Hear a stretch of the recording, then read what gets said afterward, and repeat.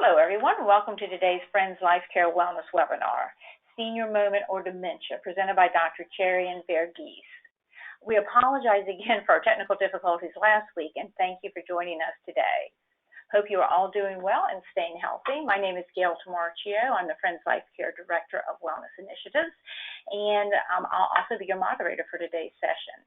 Before we get started, I'd like to go over just a few little housekeeping tips to ensure that you know how to fully participate today.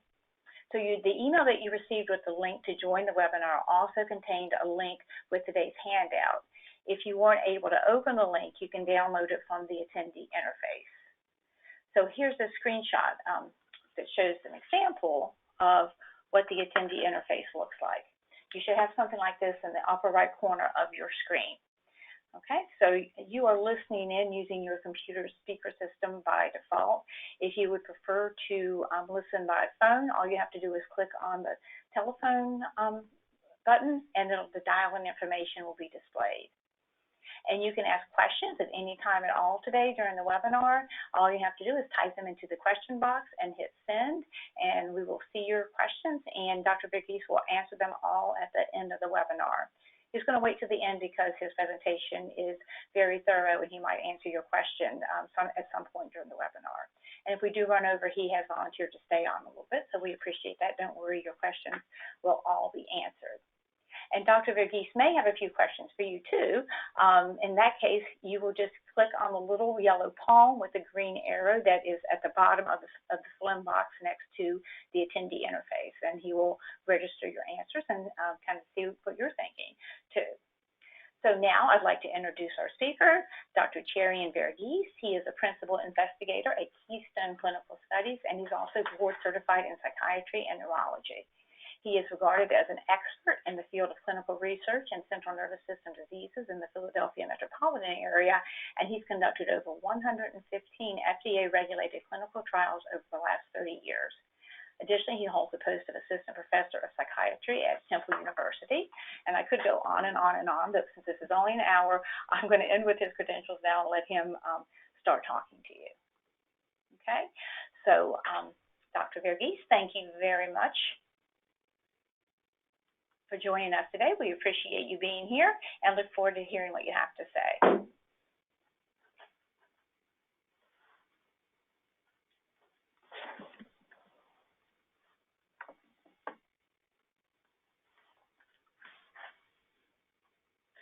Thank you, Gail. Really appreciate this opportunity, and thank Friends Life Care for making this possible. How do I advance it?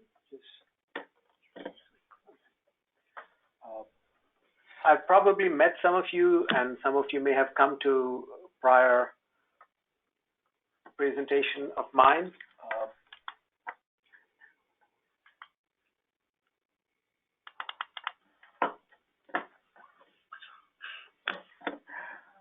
Technical difficulties.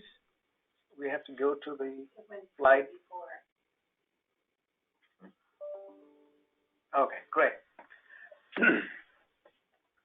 So Keystone Clinical Studies is affiliated with Friends Life Care, and we've been collaborating for the last many years in trying to help find treatments for Alzheimer's disease. So the full title of my talk is Senior Moment or Alzheimer's Disease, the Role of Early Diagnosis and Intervention. Keystone Clinical Studies, just by way of introduction, is an independent clinical research organization.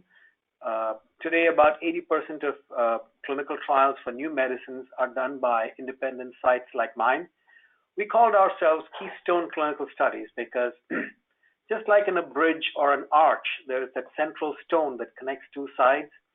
We see ourselves as the connector between basic science and fundamental research and the clinical world, which is talking to folks like yourselves. And our logo or slogan is Better Medicines Through Research. We are proud to have been instrumental in bringing 10 new medicines to the field. And I hope that before my career is done, we will have several treatments for Alzheimer's disease. By way of disclosure, I am the Principal Investigator for number of studies with ASI, AbbVie, Biohaven, and Avenir. And also on a personal side, my parents lived with me. My mother died of Alzheimer's disease about 3 years ago, and I was a caregiver for her. And I know this fairly closely, both as a professional and as a caregiver. You probably have seen this already in the handouts. And I include this picture in the beginning of all my talks, and this is kind of my grounding picture, talking about the Judeo-Christian creation story from the ceiling of the Sistine Chapel. And for years, people had wondered, what is that purple-colored cloak that God is sitting in? And it is indeed the brain. And when you think about man being made in God's own image, Michelangelo put God in the center of the human brain, which I take as a metaphorical message that the brain is an embodiment of everything that is wonderful and unknowing. The flip side of this is that it is very hard to figure out what goes on in the brain and what goes wrong in the brain. It's easier to find something for heart disease or even COVID-19. Yes, we will find something for it, than it is to find some treatments for Alzheimer's disease. The good news is that thanks to a global collaborative effort, we are at the cusp of discovery, and we will have treatments for Alzheimer's disease in the next few years, and we are looking for your help and support. So the areas we're going to discuss, briefly, we will talk about the prevalence and costs of Alzheimer's disease and the distinction between dementia and Alzheimer's disease. We will talk about the basic pathology of what goes wrong in the brain, the plaques and the tangles, and we'll touch on the scientific stages of Alzheimer's disease, which is preclinical, mild cognitive impairment, and Alzheimer's dementia. The most important thing would be talking about diagnosis and treatment. There are now blood tests that we can do for Alzheimer's disease, PET scans for amyloid and tau, which is the plaques and the tangles, supported by clinical and memory testing. We'll talk about some treatments that are in development and the clinical trial process. And yes, we'll finish all this in half an hour. All right, so let's do a raise hands. Do you know someone who may have Alzheimer's disease, or are you concerned that you or your loved one may develop Alzheimer's disease? Can we do that?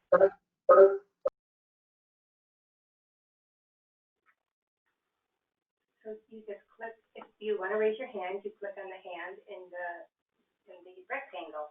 Folks, if you want to raise your hand, you click on the hand in the rectangle is what I'm told. Yep. Are they doing it? Can you see it? Yeah, we've got some hand raises coming through.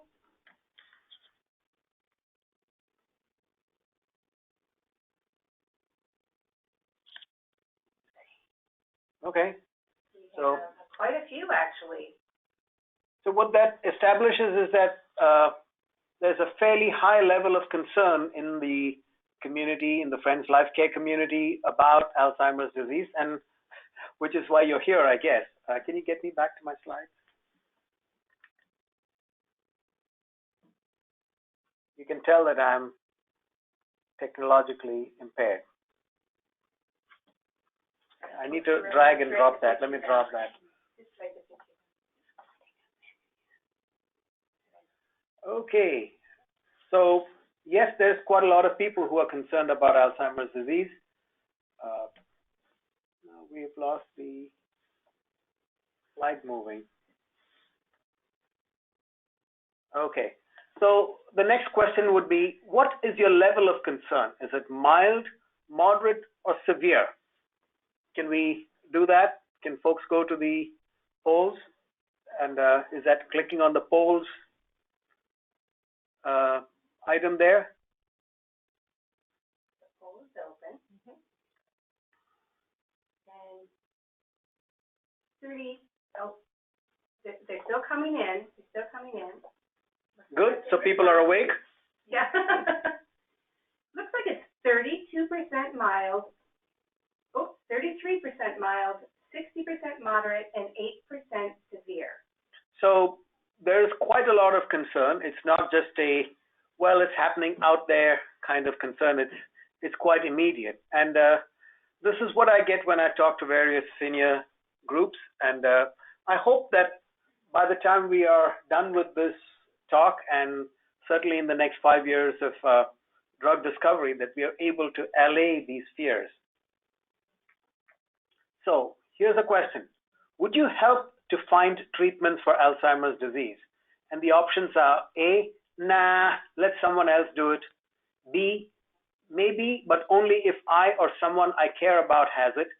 C, yes, I'm willing to be an advocate and do whatever I can. So this poll has launched, and we are collecting responses. It's still coming in. And it's looking like, oh, it's changing. Okay. 6% nah, let someone else do it. 16% maybe. And 77% yes. I'm willing to be an advocate and do whatever I can. Yes! My job is done. Thank you. I can't stress enough that we are not going to get these treatments unless we can mobilize the community. Many of you remember the HIV epidemic, which started in the 80s. The gay community actually mobilized, went to the streets, went to the barricades, and put pressure on the government to come up with treatments. We seem to be a silent majority in the senior community, and yes, I am a senior too. And we don't do enough, I think. Every scientific conference I go to, the first thing the presenters talk about is thanking the families who took part in that particular study. And with your help, we will get there. So thank you, 77%, and maybe I can convince the other 22% to come along as well. So this is a good beginning. So let's talk about the concept of dementia versus Alzheimer's disease. This is often used in a interchangeable sense, but it's not exactly the same. We have this umbrella here, and what it tells us is that dementia is an umbrella term. Dementia means brain failure. When your brain is affected by anything, whether it is Muhammad Ali from being punched through his life, to drinking excessive alcohol, or having a motor vehicle accident and you go unconscious for 15 minutes, all of that leads to brain failure, which means you cannot look after yourself, you cannot do your fundamental tasks. Alzheimer's disease is the most common cause of dementia, i.e. brain failure, in the elderly, and it accounts for about 2/3, 66% of dementias in the elderly. Now, Alzheimer's disease, even if you have Alzheimer's disease, it doesn't mean you have dementia. It takes about 15 to 20 years of the Alzheimer's disease going on unchecked in your brain for your brain to sustain the damage that causes brain failure or dementia. I hope that is clear. And that is the reason why we are doing all the research we are doing today to detect Alzheimer's disease as early as possible and intervene before there is brain damage, which causes dementia, Alzheimer's dementia, i.e. brain failure. So let's look at the prevalence and costs of Alzheimer's disease. And most of us would remember thinking, there wasn't so much Alzheimer's around when I grew up. And you're probably right in thinking that way. Today, there's an estimated 5.8 million Americans with Alzheimer's disease, not necessarily dementia. And that's going up to about 14 million, almost 2 times in the next 30 years. Depending on what age group you look at, there is more and more Alzheimer's disease. So if you look at 65-year-olds, there's 5% with Alzheimer's disease. It doubles every 5 years. So by the time you look at 80-year-olds, there's almost 40% Alzheimer's disease.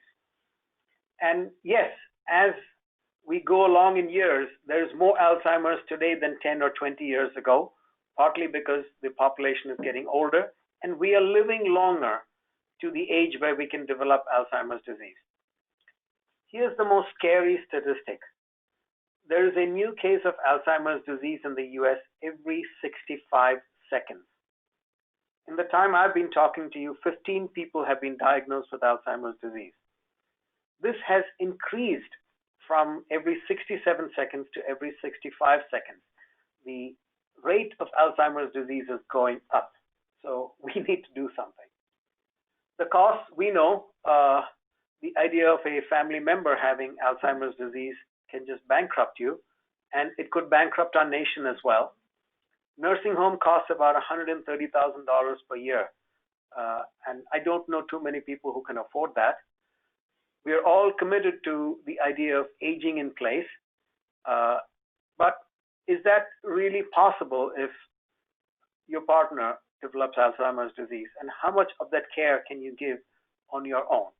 So we see our effort to bring new treatments as being a very, very strong support to this idea of aging in place to prevent Alzheimer's disease.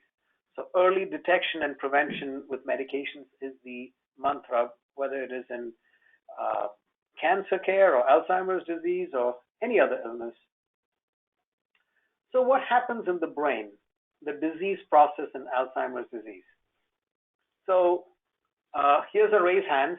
How many have heard about the role of plaques and tangles in Alzheimer's disease? We'll take a look at the hand here. So we have Maria Gallup-Bueller here. There are hands being raised. 1, 2, 3, 4, 5. Yes, many hands.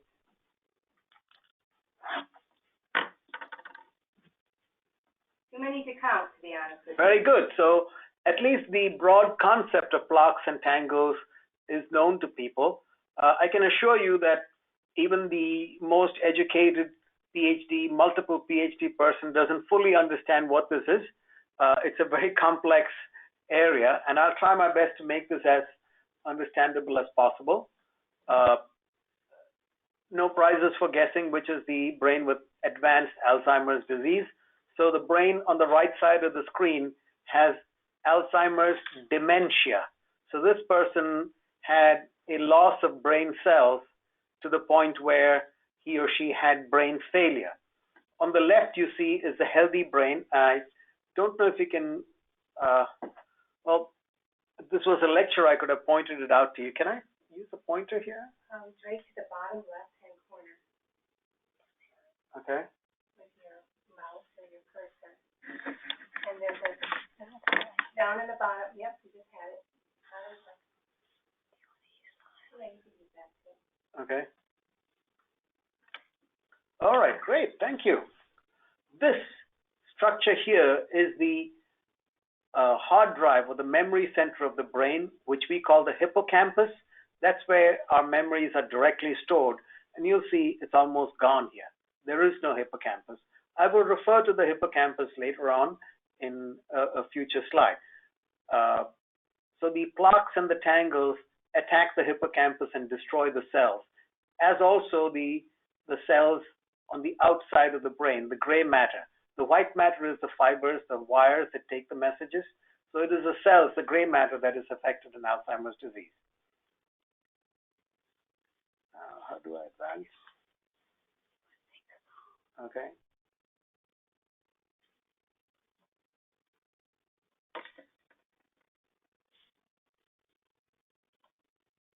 Great. So plaques and tangles. Simple. Alzheimer's is equal to amyloid plaques. So what is an amyloid plaque? Our bodies are made up of protein. Everything we do, thinking, feeling, moving, is all because of proteins doing things in our bodies. Digesting food. You eat food, it's broken down into amino acids, and it's absorbed and becomes muscle, brain, liver, etc. So proteins are the things that do stuff in our body. All the proteins are dissolved in water. because 90% of 70% of our body is water. What happens in Alzheimer's disease is that one of these proteins in the brain becomes insoluble. It precipitates out like milk curdling. And this insoluble protein collects between the brain cells and starts what we call a pathological process. It starts a process of brain damage. It's a cascade of events that take place that cause widespread damage. The tangles are made up of tau, TAU proteins, which is a strange kind of entity. It actually acts almost like a virus in the brain. It spreads around the brain and causes widespread damage. If you remember mad cow disease, that is caused by a similar kind of protein. They're called prions, P-R-I-O-N-S. So tau proteins are like prions. Once the tau is released, it's hard to bring back the process. So we are looking to intervene early in the disease before the tau spreads all over the body. In the old days, certainly when I went to medical school, we were taught that the only way to diagnose Alzheimer's reliably is on autopsy. That is not the case anymore. We can diagnose and detect amyloid and tau very reliably by brain PET scans, and we do this in the clinical trials that we conduct to ensure that people do actually have Alzheimer's disease. Here's the brain of a gentleman who was in a trial with us, or brain scan, I should say, not the brain, I apologize. This was as fit and healthy and energetic a man as you could ever get. He was the VP of a large company, used to enjoy hiking and running in the canyons in Arizona, and slowly realized that he was getting lost in strange places. His family kept telling him, "Dad, you don't remember the things we tell you." He had to keep writing things down and making notes in his iPhone. He came to us for a trial. We did his PET scan, and lo and behold, it's full of amyloid. This is an amyloid PET scan. So this is a representation of what happens in the brain. Those fuzzy little balls are the amyloid collecting between the brain cells. On the lower right, you see the healthy brain cells with lots of connections between them. In the Alzheimer's brain, those connections are starting to go, and that's where the associative memories start to get lost. The tangles is a slightly different story. These days, you can't go to the bank counter, right? You have to go to the drive-in and put your check in that little box.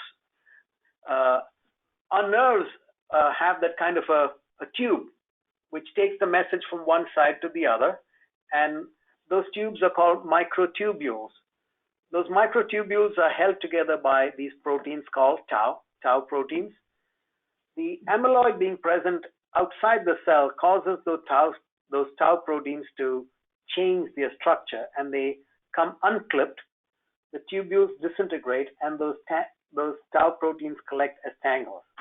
So basically, the amyloid starts the process of degeneration. The amyloid sitting outside causes brain structures to disintegrate and forms the tau, and the tau spreads around the brain like a virus almost. So I answered this, but the question is, can Alzheimer's be reliably and easily diagnosed without doing a brain biopsy, for instance? Is this the Harvard Aging Brain Study show that? Not yet, but let's see. Let's do the poll. Oh, the hand raiser. I'm sorry. I was looking for a poll. Say yes. Say yes. Tell me yes. Raise your hand. Well, people are raising their hands. We've got Elise, Herschel, Lynn, Margaret, Susan, Amy, Kenneth. Great. So it's kind of a rhetorical question, but I just want to reinforce the idea that we can and do diagnose Alzheimer's early in the process now in the research world. So another polling question: are there any medications that could stop the disease process in Alzheimer's disease? So this is another hand Yes. Hand raise. Raise your hand if you think yes. We have Amy, Carter, Jean, Karen, Linda, 2 Lindas, 3 Lindas. So people are raising their hands for yes. Well, I have to disappoint you folks that there are no medicines today that can stop the disease process in Alzheimer's disease.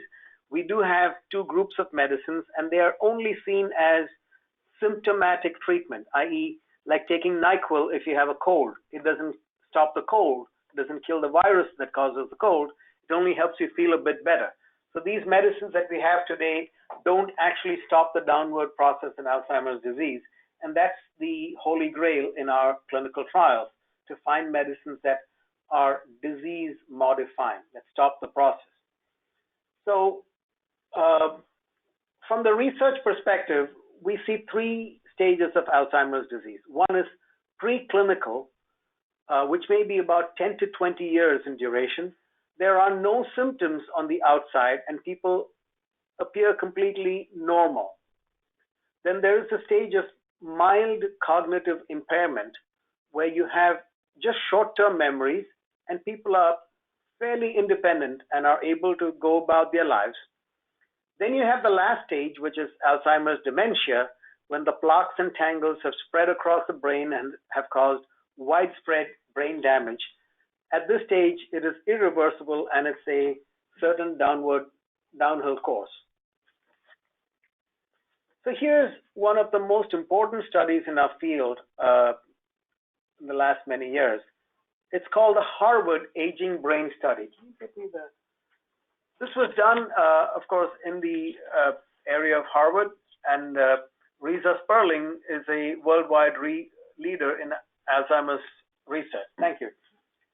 So they looked at just normal aging to see what happens. Is there amyloid? Is there not amyloid? So these folks here are cognitively normal, CN, and they have no amyloid in their brain. These people have Alzheimer's dementia. They are fairly far gone, and their brain has a lot of amyloid. And here's the group that causes the most concern. They are cognitively normal, no symptoms on the outside, and they have amyloid in their brain. Guess what happens to these people in 5 to 10 years? They looked at this group a little more deeply. They did very high-intensity MRI scans to look at that place, the hippocampus I talked about, the memory center. And with high-intensity MRIs, they found that the memory center was already starting to deteriorate. They did very high-level memory testing, neuropsychological testing, and found that these folks have cognitive impairments, thinking impairments. So even though they look normal on the outside, the presence of amyloid shows that the process of brain damage has already started, though it's not quite apparent. And of course, when you get to the dementia stage, you cannot do anything more.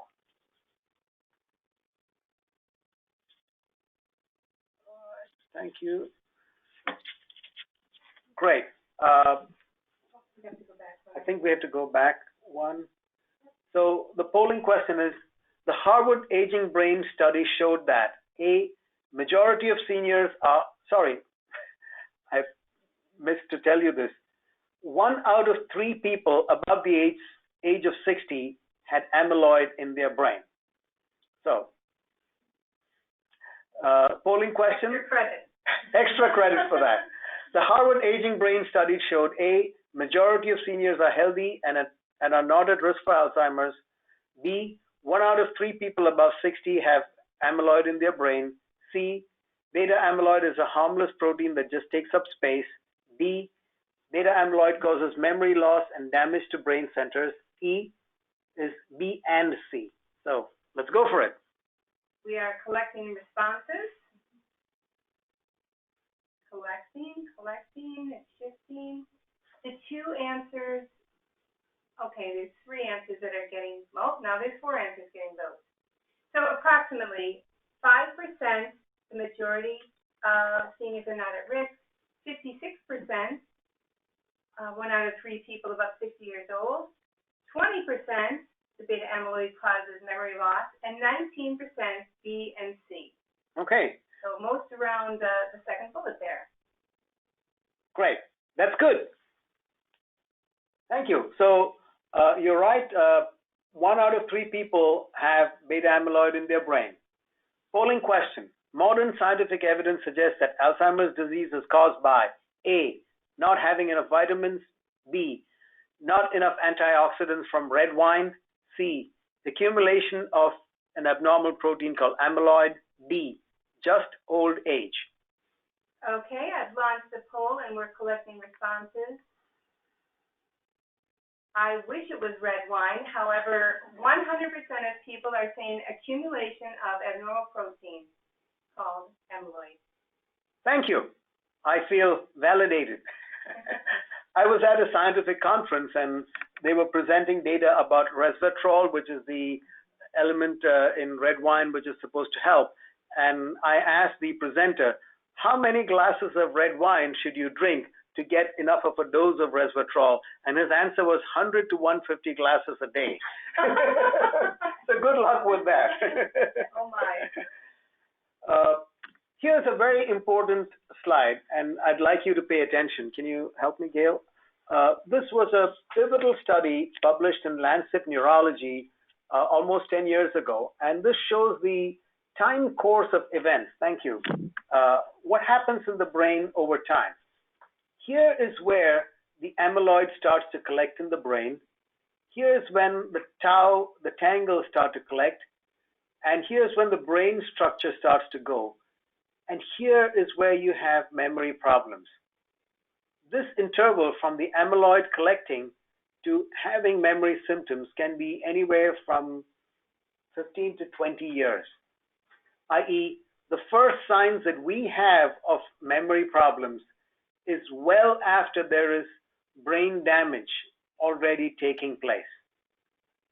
And from there, from the memory problems to dementia is another 3 to 5 years. So you see how the time course of this illness is skewed towards a lot of unknown, unrecognized brain damage taking place as the amyloid is collecting. And from the time you have the early symptoms to dementia is a fairly short amount of time, which is why we are looking at going from just people who have symptoms to people who are asymptomatic, who do not have memory problems, to see if we can reverse the process at that stage. So, Gail, could you unclick me? Thank you. This is good flexibility and agility exercises for Gail. Thank you, appreciate it.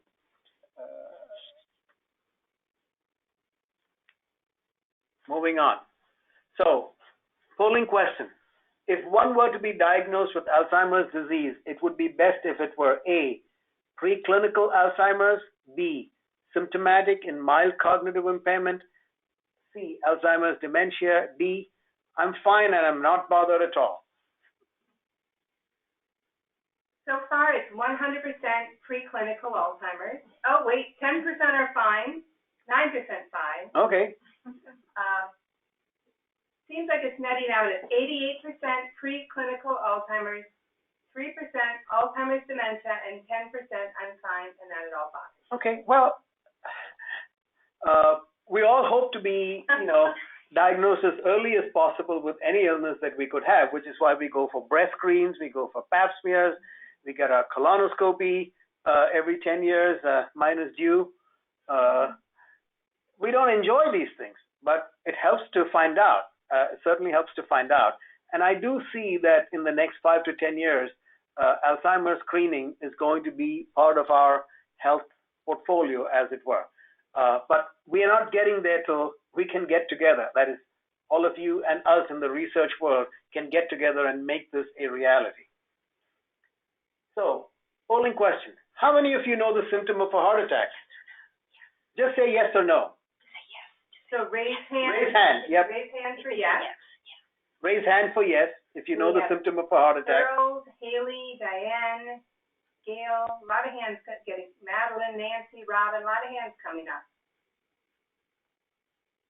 A lot of yeses here. Great. So another polling question. How many of you know the symptoms of a stroke? Just raise your hand if it's yes. Earl, Haley, Beth, Herschel, Diane, a lot of people here. Great. So you are well schooled in recognizing heart attacks and strokes.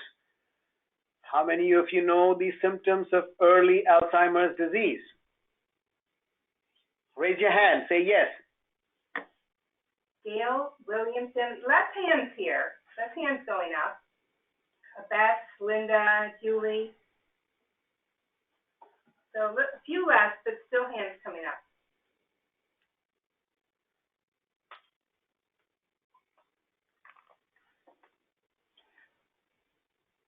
Okay. Well, don't feel bad because we have not done a good job in the field of medicine to educate you and other doctors about the earliest symptoms of Alzheimer's disease. We've done a good job with, breast cancer and heart disease and all those things, but because we know so little about Alzheimer's disease, we have not been able to get that out to you, the public, and that's part of the reason why I'm here. So let's talk about the earliest symptoms of Alzheimer's disease that is seen clinically, that is apparent to us, not what we can see on a brain scan, and that is mild cognitive impairment. And here's where we come back to the title. Is this a senior moment or early Alzheimer's disease? Let me tell you the story of a gentleman who lives in a senior community near here. He would go golfing with his friends. He would hang out, have a beer, watch TV, comment about things. And his wife thought he had some amount of short-term memory problems. He came to my office and I asked him, so what year are we in now? And his answer was, is it 8,000 something? When he didn't even know that we are in the 20-somethings. He thought it is 8,000. He was so far gone. He was actually in Alzheimer's dementia, but nobody noticed. And why is that? Because the first thing to go in Alzheimer's disease is short-term memory, or you have short-term memory problems. If you live in a retirement community where a lot of things are done for you, your partner takes over for you, it's pretty difficult to figure out that you're starting to lose your memory. And also when you're retired, you're not challenged with new things to do very often. So a senior moment is just sporadic memory lapses, like forgetting a name or not remembering a fact, what's the capital of Azerbaijan maybe. But it stays the same. It does not seem to get worse, and it does not affect your functioning. In MCI, a mild cognitive impairment, the first thing to go is a sense of difficulty and slowness in thinking. My brain is not what it used to be. It's taking more out of me to do the things that I used to do.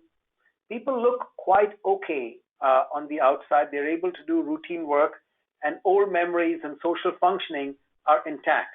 But what goes is new learning. Forgetting recent events, repeating yourself, saying the same story over and over again, asking the same question again. When are we going for dinner with the Smiths? 2 hours later, when are we going for dinner with the Smiths? Forgetting appointments, getting lost. And this is more apparent in new situations. We had a gentleman who was the CEO of a company. He could run his company, but he and his wife went on a cruise, and he just fell apart because everything there was new. He could do the old stuff, but he could not cope with the new stimuli. The last bit is something that we are finding a lot clinically, that people with MCI are needing to use technology more and more and more. And they seem to be coping on the outside. There is no evident problem. They still remember to do things, but it is not because their brains are doing it. It's because they are putting it in their cell phone and relying on this peripheral brain, as it were.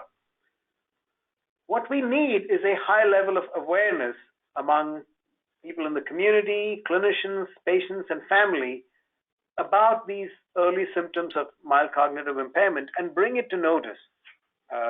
Especially you in the Friends Life Care community, you actually have the benefit of being able to come to a specialist site like ours to see if these symptoms are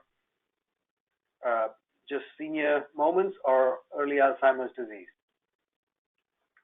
So the situation in Alzheimer's disease is that there's little or no awareness of disease process and the symptoms among professionals and the public. We do not have disease-modifying agents to stop the progression.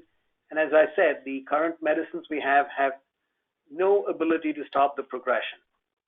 Now, people always ask, what can I do personally? Can I change my lifestyle and do things, drink red wine? There is some small benefit in controlling your blood pressure, your cholesterol, your glucose, not smoking, controlling depression, and sleeping regularly. But you're not going to like me for saying this, but the effects of doing this are best if they are started in middle age.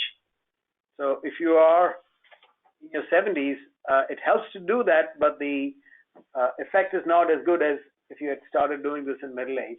There is, again, you're not going to like my saying this, there is no scientific evidence for dietary things like coconut, turmeric, ginkgo, vitamins, laser lights, and red wine, and so on.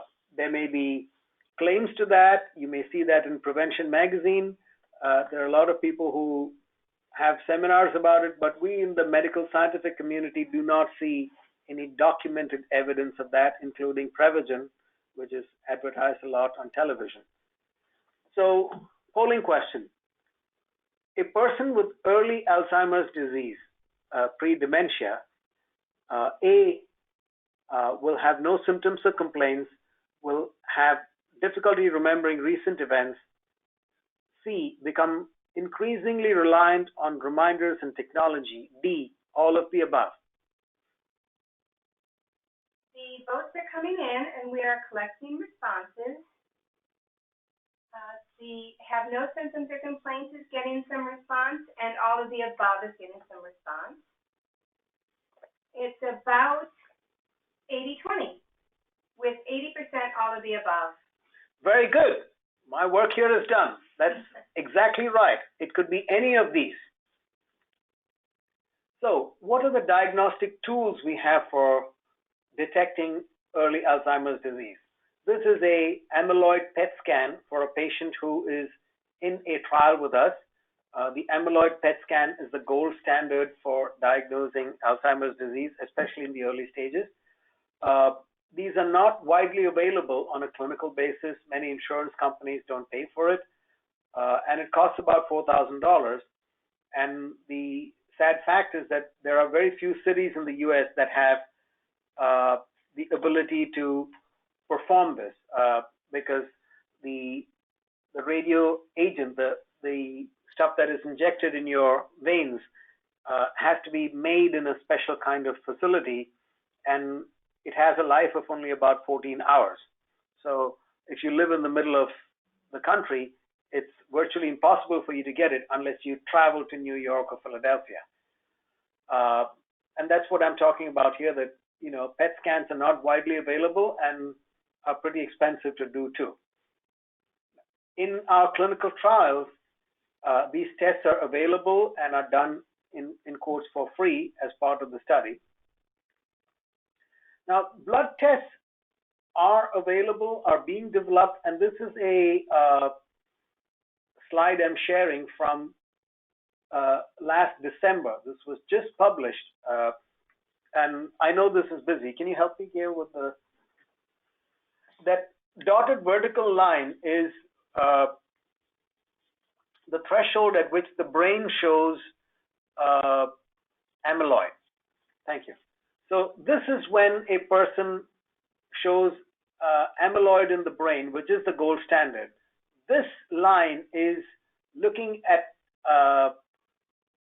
tau, the tangles, a small molecule in the plasma. And it's very exciting that we can now detect in the plasma, in the blood, the snippets or small bits of the tangles, almost at the time when the brain scan is positive for amyloid.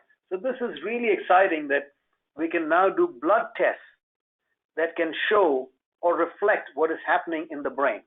If you can, the next slide is just showing how those plasma or the blood tests are related to spinal fluid. Again, that dotted red line vertical is showing where it appears in the brain. And what the slide is showing is that the blood tests run in parallel with what is seen in the spinal fluid or the CSF. So again, it's very exciting for us as scientists to see that these blood tests are paralleling, been talking for too long, run in parallel with what's going on in the brain and in the spinal fluid. Again, these tests are not available. You can't go to your family doctor and get it, but we do them in our research studies. The other very useful tool, and we have done this a lot with Friends Life Care members, is a quick memory test, a very specific targeted memory test, and we do memory screening. And we'd be happy to come to your community or have you come to Friends Life Care or come to our office and do a quick memory screen where we are doing tests for just short-term memory. That combined with your clinical history and talking to your family member is quite helpful to suggest whether you have early Alzheimer's disease or not. Again, it's a paper and pencil test. It does not involve blood tests or any such thing. So, raise hands. Would you like to get tested to see if you or your partner may have Alzheimer's disease through one or any of these tests? Say yes, raise hands. There are definitely hands being raised. Mary, Herschel, Lynn, Margaret, Beth, Diane, Stanley, there's a lot of hands going out. Carter, Florence, Glenda. Wow. Eileen, yep. A lot of people very curious. It's good to know, and I'm glad we're on the same page because Keystone Clinical Studies is proud to be part of an academic research consortium run out of the University of Southern California, where we are able to do brain scans, amyloid PET scans, to see if people have amyloid in their brain or not. And this is for people who don't have any symptoms or maybe somewhere in the borderline wondering if they have symptoms. So I think it's an amazing time where we have tests available that can be done for free, as it were, through the research studies that we're doing. And the question would be, what happens after that? Well, let's look at some of the medicines we have in development. So we have studies that bracket both stages, the early and the mild cognitive impairment studies, and we can look at memory screening. We can do blood tests for those tau proteins, and we can even do PET scans for amyloid. After this is done, we can talk and see which study might be good for you. I know time is running short. This is a complex slide, but let me walk you through that. Can you help me? This is a drug called BAN2401. This is a drug that is given intravenously through a vein, and it's infused in your into your vein. It's something that goes into the brain and breaks up the amyloid. So it's a monoclonal antibody that's injected intravenously. It goes into your brain and cuts up the amyloid. I call it liquid plumber for the brain. So this is an earlier study where, and this is people who got the placebo. And this is looking at how much amyloid they had in their PET scan. You see, it does not change.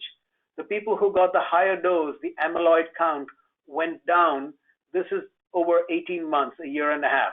So over the course of a year and a half, the people who got the drug, it went down, and we'll see how much. This is the PET scan of people on placebo at baseline and at the end of 18 months. And this is the PET scan of people who got the drug at baseline and at 18 months. You don't have to be an expert to know that this is considerably better than that. In fact, 81% of people had no demonstrable amyloid in their brain. Of course, the more curious of you would ask, so what happened to their functioning? Did it help in any way? And this is answering that question, that the downward slopes are the people on placebo, the upward slope is the people on the drug, and it shows that it slowed the decline in Alzheimer's disease in the mild cognitive impairment stage. This is amazing good data. This is the first time we have in the field a drug that is shown to clear out the amyloid and slow the decline.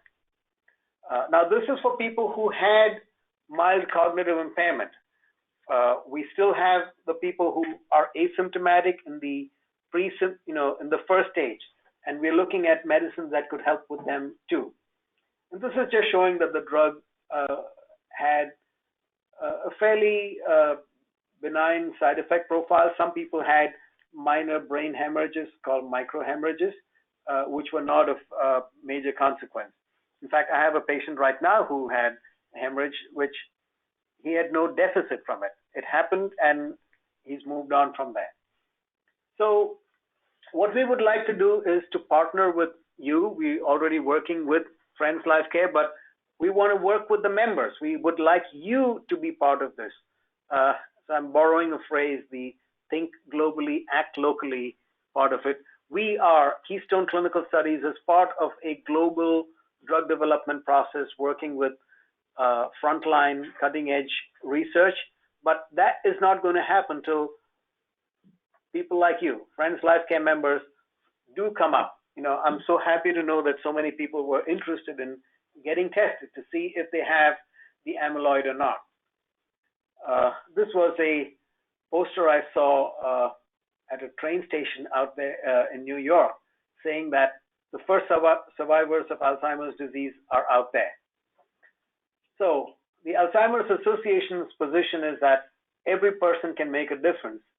The kind of scary fact is that we need 70,000 people in the US alone taking part in clinical trials to make cure a reality. 70,000 people taking part in trials. We are nowhere near there. So again, if I have not said this before, we need your help. Polling question, let me ask the question again. Would you help to find treatments for Alzheimer's disease? A, nah, let somebody else do it. B, if someone else I know has it. Or C, I'm willing to be an advocate. Polling open.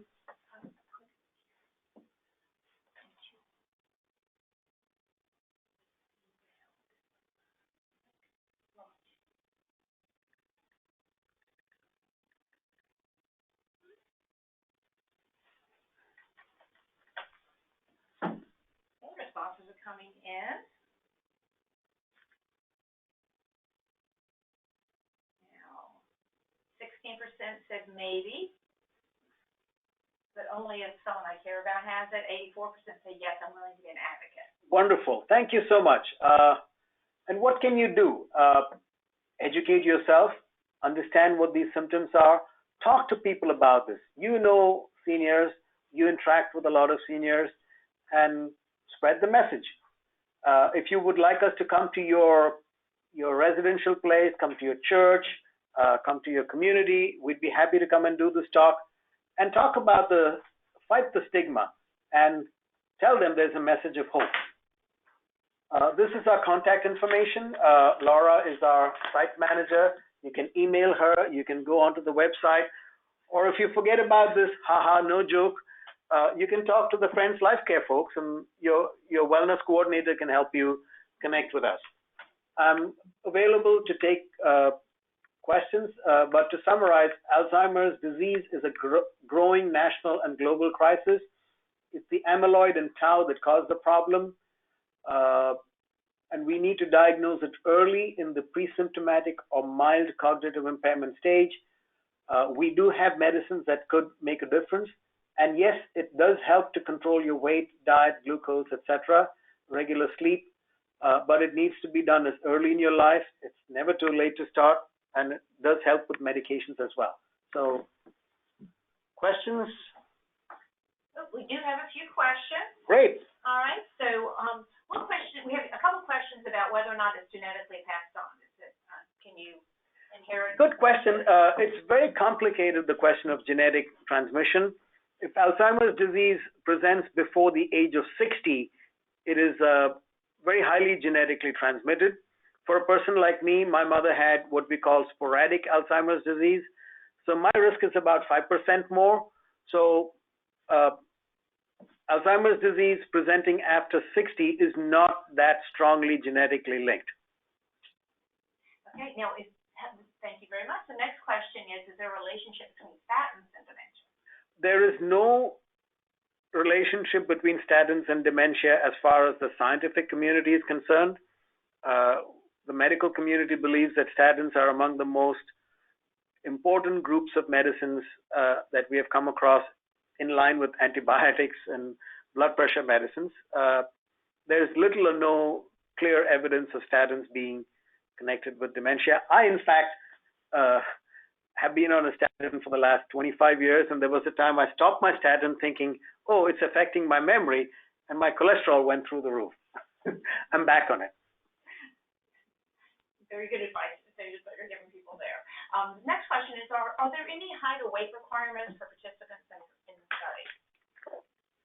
I mean, that's part of our job to do what is called the inclusion-exclusion criteria, but for the most part, if you're in generally good health, i.e. you didn't just have a heart attack, or you don't have active cancer, or you don't have some major medical issues, you would qualify for studies. I'm not making a blanket statement. And that's indeed our job, once you connect with us, to make a decision as to whether you would be suitable for the study. Almost everybody takes medicines these days, and most outpatient conditions are okay with being part of a study. Okay, excellent. We have another study question. And basically, is the information from the PET scan, is that confidential? Everything in the study is confidential, but we would prefer to be in communication with your primary care doctor. So I would be like a specialist, like you would go to a neurologist. I would be part of your team of healthcare professionals, and almost everybody who comes signs what is called a release of information. So we can get your medical records from your family doctor, and also tell your doctor that you're taking part in the study, so that we can keep the lines of communication open. If you do not want that to happen, we could respect your wishes too. But 99% of people do sign that release so that your doctor and I can talk. Okay, excellent. And a few people have asked for the email address to contact for the study again. I don't know if you can put that slide back up. Let me put that back up. Here you go. There you go. And also, it will be in the follow-up email that you receive. We have the links with the information, the email addresses, in the email you receive afterwards with the recording of the webinar. So you will have that there too. If you don't have a chance to get it down today. Next question is, are there any age limits for being in the study? The age limits are generally between 50 and 90. Each study has its own parameters, but broadly it is 50 to 90 years of age. And the last question is, they've heard it said that drawing a clock face for a specific time is difficult for a person with Alzheimer's dementia, and is that a good test to tell whether or not you have a clock face? Yes, if you have profound Alzheimer's dementia, it is hard to do a clock face. And if you're looking at a simple one-stop test, that could be done. But if you ask a 25-year-old to draw a clock face, they probably won't know how to do that. So, yes, if you have no other way of diagnosing it, that might help. But as far as you, Friends Life Care members, are concerned, you do not need to be brought down to that level of having to do the clock face test. You have access to much more complex and sophisticated testing through us and through your own family doctors. If you were in the wilds of Africa or India, let me throw in India as well, and you have no other means of doing it, that might help, but that's not necessary anymore. Okay, excellent. Now, what about with the pandemic that's going on right now? Can you do this memory testing remotely, or what other accommodations are you making? Well, I don't know if you can see it. I have my mask here. My office has been open since last Monday. We have patients who have come back to our trials who are getting their infusions done. So we are doing the usual COVID precautions for preventing the spread of COVID-19, like anybody else, like your family doctor. So if you are comfortable coming to us, we are open, and we are doing whatever we can to prevent the transmission of COVID-19 both ways. And somebody else asked, are all trials at the Norristown location? Our trials are all conducted at the Norristown location. I won't say that we are the only people doing clinical trials. There are some university centers that do this too, but a caveat is that there aren't enough clinical trial sites in this country. There's woefully few numbers of trial sites. I think about 120 in the whole country, and Keystone is one of the active trial sites out there. So yes, our site is in Norristown or Audubon. It's somewhere in between that. We're very easy to find. We're just off Route 422. And Dr. Verghese, can you get to your site by train? Is it accessible by train or public transportation? There is a train station in Norristown, but if transportation is a problem and you qualify for a study, we can actually send out a taxi for you. So once you come there for the initial screening and you seem like you would qualify for the study, we can provide transportation. The study sponsors will pay for that. I didn't mention that both the patient and the caregiver are given a stipend, a small compensation for their time and trouble. It's about $50 to $75 each at each visit. So if a husband and wife or a daughter and mother come, each person will get that $50 at each visit. So don't worry about transportation. I mean, I can't pay for the first time you come out, but if you do sound like you have Alzheimer's disease and you sign consent for a study, we can provide the transportation. And the last question is, does it help to learn something new, like piano or language for the first time? It's a complex question, whether doing new things help. In a generic sense, yes, learning new things can help. But the reason I put the slide of that gentleman who was in the study with us, the man who was, the VP of a pharmaceutical company, he was fit, he was healthy, he was doing all the right things. He still had Alzheimer's disease. So the way I would answer that is that doing all these things may slow or delay the process, but it can't completely stop it. Okay, excellent. So another question, somebody just wants to clarify. If they want to be in the study, do they have to have amyloid? Correct. One of the entry criterion for most studies today is the presence of amyloid in the brain, but nobody knows whether you do or do not till we do the PET scan to find out. If you are amyloid negative, in a sense, it's a consolation, or it's a nice thing to know that at least you don't have amyloid in the brain. Okay, excellent. So now, here's somebody that has a question that they've been using to-do lists since they were 25 years old, and that's how they keep themselves organized. So is there any reason that he should start relying on his memory now instead of using a to-do list? No. It's the other way around. If you've always used to-do lists, that's a great thing. That's part of your sense of organization and project management, as it were.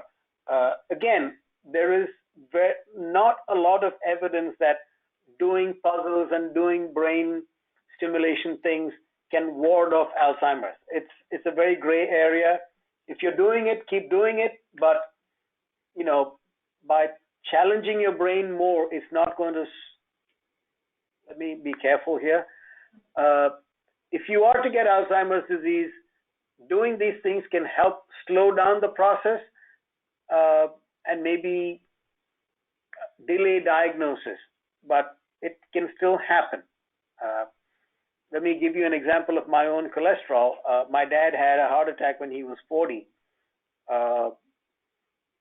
and my cholesterol was 235. I was exercising, I was not eating a lot of red meat, but my genetic risk still put my cholesterol at a very high level. If I had not watched my health and if I had not exercised, it may have been 270. So it can make it worse. But if you have the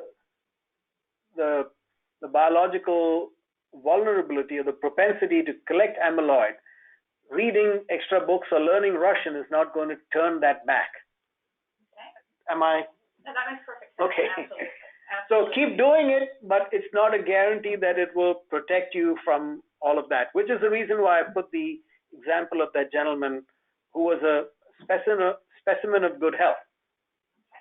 So we have another study question. We just have two more study questions. And Sure.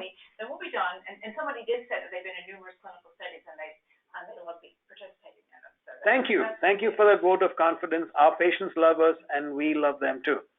So if somebody wants to know, and I think I already know the answer to this, but you do need to do the pencil and paper study screen before you get into the study. That's the first step, is doing the pencil and paper screen. There are many ways to get there. If you come to our office, we would certainly do the pencil and paper test. If you have very typical symptoms of mild cognitive impairment, and we have a phone call and I say, oh my gosh, this sounds just like mild cognitive impairment, you come to our office and I may talk to you and you could sign consent for one of our studies. But all of our studies involve some kind of memory testing. So yes, memory testing is an inherent part of this whole process of evaluation. Okay, and our last question is, how do you decide whether to do the screening PET scan on someone? How do I decide? Well, as I said, there are two types of studies we're doing. One is for people with symptoms, mild cognitive impairment, people who have forgetfulness, who have difficulty going through their day, who need to put things down on their cell phone or make notes. So they already have short-term memory problems. So those people would definitely go in for a PET scan. We also have a study for people who have no symptoms. So to answer your question, almost anyone who goes into a study these days will get a PET scan. Okay. Thank you very much. Appreciate that. Thank you so much, Dr. Verghese. That was very informative. Really appreciate that. And thanks to everyone for attending today's webinar. And thanks to Maria Bueller, our Chief Marketing Officer, for helping out with some of the polls. But once you leave today's webinar, you're going to receive a quick 5-question survey. And we really appreciate if you could take a few moments just to provide your feedback, just so we know if there's any way that we can improve our wellness webinars in the future. You'll also receive a follow-up email within, probably by tomorrow morning, actually, with a link to view a recording of today's webinar. You can view the webinar again. You can share it with others. Please spread the word. We'd appreciate that. And the email will also contain the contact information that you see on the screen right now for participating in the study. It'll also give you information about our upcoming wellness webinars. So we have on July 1st, we have stress and aging.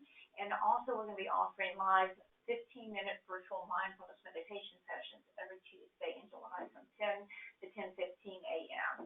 So we hope you'll join us for those. And you can find recordings of our past wellness webinars on the Friends Life Care website. So thank you very much for joining us. Have a wonderful rest of your day. Take care. Bye. Thank you all. Thank you, Gail.